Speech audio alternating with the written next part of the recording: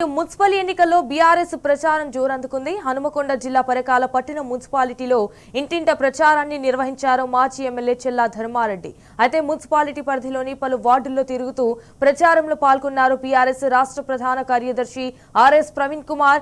BRS హయాంలో పరకాల పట్టణానికి జరిగిన అభివృద్ధిని ప్రజలకు వివరించారు. అయితే ప్రస్తుతం కాంగ్రెస్ ప్రభుత్వ పాలనలో ప్రజలు ఎదుర్కొంటున్న ఇబ్బందులపై అవగాహన కల్పించారు. మున్సిపల్ ఎన్నికల్లో కూడా ప్రజల మద్దతుతో బీఆర్ఎస్ అభ్యర్థులు ఘన విజయం సాధిస్తారని ధీమా వ్యక్తం చేశారు. ఇక్కడ అది వచ్చిందా ఒకసారి ఆలోచించమని అడుగుతా ఉన్నా. నేను ఒకటే విజ్ఞప్తి, ఈరోజు కాంగ్రెస్ వాళ్ళు ఎవరు వస్తే మీరు ఇచ్చిన హామీలు ఏం చేసిందో చెప్పండి అని చెప్పండి. ఒక్కటే అంటాడు, ఇందిరమ్మ ఇల్లు ఇచ్చినామని ఇందిరమ్మ ఇల్లు ఆశ పెట్టి వాడలో ఉన్న అందరినీ కూడా భ్రమలో పెడతా ఉన్నాడు. ఇందిరమ్మ ఇల్లుని ఇప్పుడు ఒక నెల ఒకసారి పెడతానో వేయొచ్చు. నేను ఒకటే విజ్ఞప్తి, ఇవన్నీ మోసపూరితమైనటువంటి మాటలు తప్ప ఒక్కటి కూడా చేసిన దాఖలాలు. నేను శాంక్షన్ చేసే రోడ్లలో ఇంకా 4,50,00,000 రూపాయలు శాంక్షన్ ఉంటే ఇవి చేయొద్దని క్యాన్సల్ చేసిండు. ఇందాక నేను వస్తున్న గల్లీలన్నిటికీ రోడ్లు శాంక్షన్ ఉంది. ఆ శాంక్షన్ రోడ్లను క్యాన్సల్ చేసి కొత్త కథ అన్నట్టు ఈ రోడ్లు ఈయన చేస్తే ఆ కాంట్రాక్టర్కి ఏమో జరుగుతుందని చెప్పి వాటిని క్యాన్సల్ చేసి అక్కడ డ్రైనేజీలు పెట్టింది తప్ప ఆ డ్రైనేజీలు కూడా నేను శాంక్షన్ చేసినా అని చెప్పి ఈ సందర్భంగా విజ్ఞప్తి చేస్తాను. ఒకవేళ ఎవరైనా ఏమనంటే నిజంగా నువ్వు శాంక్షన్ కాకుండా తీసుకురాపని చెప్పండి. ధర్మారెడ్డి ఉన్నప్పుడే కేసీఆర్ శాంక్షనే తప్ప ఎవరు చేసింది లేదు. ఈరోజు అదే కాదు, ఇంకా చాలా రకాలుగా నేను పరకాల పట్టణానికి హాస్పిటల్ ఉంటే హాస్పిటల్లో ఒక బెడ్ మీద ఇద్దరిద్దరు పడుకున్నా. నేను ఒకసారి హాస్పిటల్ లోపడి పోతే అది చూసి కేసీఆర్ దగ్గర పోయి కేసీఆర్ను బతిలాడుకొని 100 పడకల ఆసుపత్రి పరకాలకు తీసుకొచ్చాం. 100 పడకల ఆసుపత్రి తీసుకొస్తే హాస్పిటల్ ఆ కాంట్రాక్టర్ ఇబ్బంది పెట్టి అటు ఇటు ఇబ్బంది పెడితే ఆయన ఇడిచిపెట్టిపోతే మా వాళ్ళందరూ లొల్లి చేస్తే మళ్ళా వాడిని బతిలాడుకొని తీసుకొచ్చి కట్టిస్తా ఉన్నాడు. ఇంకెప్పుడు కడతారో ఆలోచించాలి.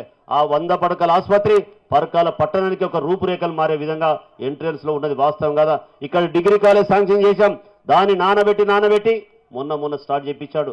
అది కూడా నేనున్నప్పుడే ఫౌండేషన్ వేసాం, నేనున్నప్పుడు చేసిందని చెప్పి మనం కేసీఆర్ వచ్చిన తర్వాత వీరి గురుకుల పాఠశాలలు ఉంటే వీరి ద్వారా పరకాల నియోజకవర్గానికి 6 గురుకుల పాఠశాలలు శాంక్షన్ చేసుకున్నాయి. వీరు అధికారిగా ఉన్నప్పుడు వీరి దయ వల్ల మనకు నియోజకవర్గానికి social welfare 3 residential school, minority school, మన బీసీ వెల్ఫేర్ స్కూల్స్, అట్నే ట్రైబల్ వెల్ఫేర్ స్కూల్ కూడా శాంక్షన్ చేసుకున్నాం. రెసిడెన్షియల్ స్కూల్ బ్రహ్మాండంగా. అదే టైంలో పరకాలకు పాలిటెక్నిక్ కాలేజ్ తీసుకొచ్చాం.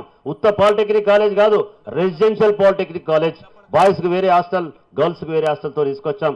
ఈ రోజు చెప్పుకోవడానికి పోతే పరకాల పట్టణానికి 100 శాంక్షన్ పనులు చేసినామని మీకు చెప్పుకునే అధికారం మాకుంది. కొత్త మున్సిపాలిటీ కట్టుకున్నాం, మహిళలకు భవనం కట్టుకున్నాం, 100 పడకల ఆసుపత్రి కట్టుకున్నాం, ఇక్కడ యునాని హాస్పిటల్ కట్టుకున్నాం. ఇక్కడ ఇంకా గల్లీలో మనం పట్టణ బస్తీ దవాఖాన కూడా కట్టుకున్నాం. అంటే ఈరోజు మనం నిలబడ్డ రోడ్డు కావచ్చు, ఇక్కడున్న బుడ్రాయి కావచ్చు, ఎవరి టైం లేదో ఏమైందో ఒకసారి ఆలోచించమని చెప్తా ఉన్నా. ఈరోజు అనేక రకాల కేసీఆర్ గారు ఎస్సీలకు దళితులకు ఒక మంచి ఉద్దేశంతో వీరి ఆధ్వర్యంలో వీరి సలహాలు తీసుకొని ఏ విధంగా దళితులు పైకి వస్తారు, ఎట్లా చేస్తారు అని చెప్పి వీరిలాంటి వాళ్ళను అనేక మంది అధికారులు ఇప్పుడున్నటువంటి బట్టి విక్రమార్కను కూడా మీటింగ్ పిలుచుకొని దళితులకు దళిత బంధు ఇద్దామనుకొని నిర్ణయించుకున్నా. ఎంత ఇస్తే బాగుంటుందని చెప్పి ఆలోచించి వీళ్ళందరూ 2 లక్షలు ఇస్తే చాలు, 3 లక్షలు ఇస్తా అంటే చాలంటే కాదు 10 లక్షల రూపాయలు ఇవ్వాలి, వాళ్ళని పైకి తీసుకొద్దామని చెప్పాడు. దురదృష్టం ఏంటంటే ఎలక్షన్ల ముందు మేము ఇవ్వడం వల్ల ఒకరికిస్తే ఒకరు అలిగి మోసం చేసింది కేసీఆర్కు తప్ప నిజంగా ఒక మంచి ఉద్దేశంతో పెట్టినటువంటి స్కీమ్. కానీ రేవంత్ రెడ్డి ఏం చేసిండు, 10 లక్షలు కేసీఆర్ ఇచ్చుడు కాదు, మేము ఎస్సీలకు ఎస్టీలకు 12 లక్షలు ఇస్తామని చెప్పి పెట్టిండు. 12 లక్షలు ఇస్తామంటే ఈ ఎస్సీలంతా రాని వాళ్ళంతా రేవంత్ రెడ్డి 12 ఇస్తానంటాడు అని చెప్పి రేవంత్ రెడ్డికి ఓట్లు గుద్దిళ్ళు. ఎస్టీలు కూడా అరే కేసీఆర్ మాకు అనలే, ఎస్టీలకు 12 లక్షలు ఇస్తారని వాళ్ళు మోసం చేసిండు. కానీ ఇచ్చిండా అని చెప్పి ఈ సందర్భంగా అడుగుతా ఉన్నా. గుండె మీద చేసుకొని ఎస్సీ సోదరులు ఆలోచించాలి. సరే ధర్మారెడ్డికి వచ్చిన 100 మనకే ఇచ్చిండు కదా అని ఆలోచించాలి.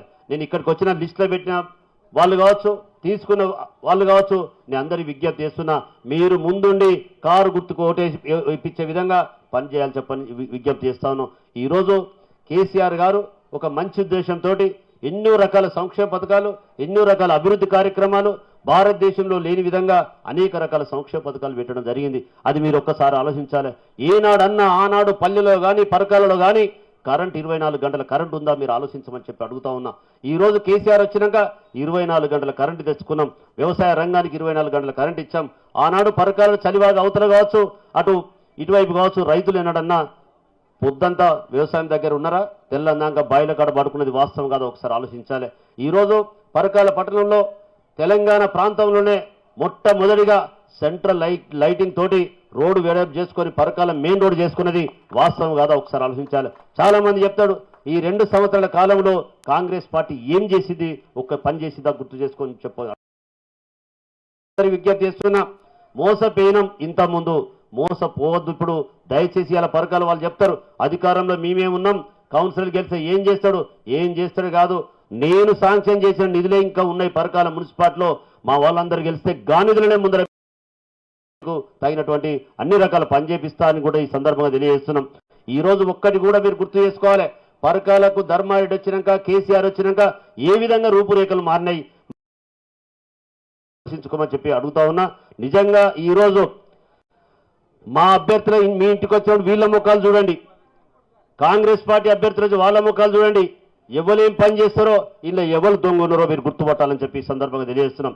నేను ఏరి కోరి ఒక మంచి పేరున్న వ్యక్తులను ఇంతకుముందు ఓడిపోయిన పాపం గోసపడతానని ఇతనిని ఒక ఫేర్ క్యాండిడేట్ రాకేష్ కావచ్చు, రాకేష్ వాళ్ళ భార్య కావచ్చు, దీప్తి కావచ్చు, ఆయనకి ఇక్కడ మున్సిపాలిటీ చైర్మన్ కావాల్సిన అవసరం లేదు.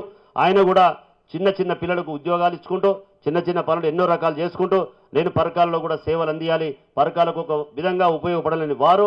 ఇటు కళావతి కూడా మీ అందరు తెలుసు, మీ ఇంట్లో ఆడబిడ్డ లెక్క ఎప్పటికప్పుడు ఇళ్ల చుట్టూ తిరుగుకుంటూ మీ అందరి దీవెనలు పొందుకుంటూ వచ్చింది. ఆమె కూడా ఇచ్చాం.